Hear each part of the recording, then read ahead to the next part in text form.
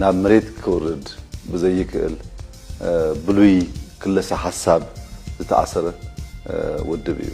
ሕጂ ጸገም ኮይኑ ዘሎ ኣብ ከባቢ ወልቃይት ዝተፈናቀሉ ዝምልከት እዩ ኩናት ምድላው እናገበረ እዩ ይዝብሃል ወረታት ኣሎ ህዝቢ ትግራይ ሰላምን ልማትን ይግብኦ ሰላምን ልማትን ይፈቱ ሰላምን ልማትን ተቃሊሱ ዘሎ በአንጻሩ ዳግም ውግእን እንወትን አይግብኦን ዝብል ጽኑነት ያለኒ እተጥሮ ፋይሊ ከም እብድ ከልቢ መስ መንሰይ ትግራይ ምስ አባላት ጸጥታ ትግራይ ምስ መሁራት ዲያስፖራ ምስ መላህ ትግራይ ኣብ ከቢድ ቅርህነታት እዩ መንግስት ሻዕብያ ዘለዎ መርገጺ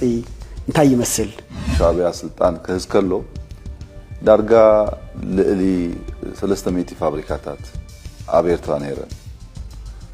ሎሚ ዳርጋ ኩለን ዓንየን